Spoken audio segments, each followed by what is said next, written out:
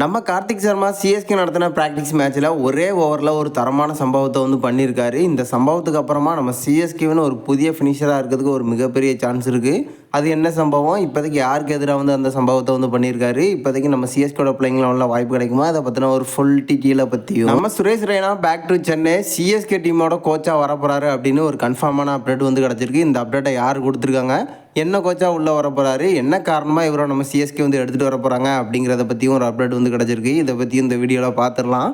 அதுக்கு முன்னாடி சேனலுக்கு புதுசாக இருந்தீங்கன்னா சப்ஸ்கிரைப் பண்ணிக்காங்க. இந்த வீடியோக்கு ஒரு லைக் கொடுக்கலனா லைக்கே கொடுத்துருங்க. ஃபஸ்ட்டு நம்ம சுரேஷ் ரெய்னாவை பார்த்துடலாம். சிஎஸ்கேவின் ஃபீல்டிங் கோச், அது மட்டும் இல்லாமல் பேட்டிங் கோச் அசிஸ்டண்ட்டாக உள்ளே வர போகிறாரு அப்படிங்கிற அப்டேட்டை ஏற்கனவே வந்து சொல்லியிருந்தோம். இப்போ பார்த்தீங்கன்னா அது வந்து கன்ஃபார்ம் ஆகிருக்கு. கிட்டத்தட்ட இது வந்து கன்ஃபார்மான அப்டேட்டாக தான் வந்து சொல்லப்பட்டிருக்கு. பட் இருந்தாலும் நம்ம சிஎஸ்கே இதை ஒரு மிகப்பெரிய சஸ்பென்ஸாக வந்து வச்சுக்கிட்டு இருக்காங்க அப்படின்னு சொல்லியிருக்காங்க.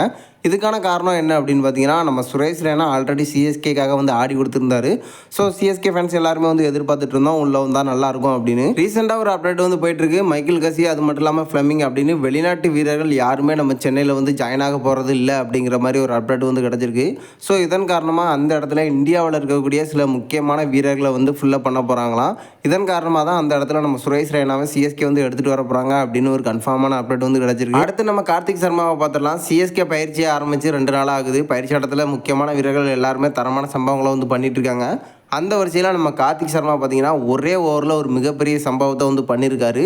தொடர்ந்து பார்த்தீங்கன்னா ஹாட்ரிக் 6 வந்து அடிச்சிருக்காரு. நெட் பவுலராக வரக்கூடிய ஸ்பின்னர்ஸ்க்கு எதிராக தான் இந்த அதிரடியான ஆட்டத்தை வந்து வெளிப்படுத்தியிருக்காரு அப்படின்னு சொல்லப்பட்டிருக்கு.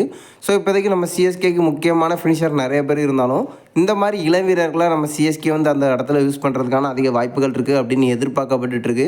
ஸோ இப்போதைக்கு பார்த்தீங்கன்னா கார்த்திக் சர்மா சிஎஸ்கேயோட பயிற்சி இடத்துல பல சம்பவங்களை வந்து பண்ணிகிட்ருக்காரு. ஸோ பேட்டிங்கில் அவரால் என்னெல்லாம் பண்ண முடியுமோ அதை வந்து பயிற்சி இடத்துல பண்ணியிருக்கிறதா இப்போ ஒரு லேட்டஸ்டான அப்டேட் வந்து கிடச்சிருக்கு. ஆடலவனை பொறுத்த வரைக்கும் இவருக்கான வாய்ப்பு வந்து கிடைக்குமா அப்படிங்கிறது ஒரு மிகப்பெரிய டவுட் தான். ஏன்னா நம்ம தலை தோனி, அது மட்டும் இல்லாமல் டூபே ஃபினிஷிங் ரோலில் வந்து இருந்துட்டு இருக்காங்க.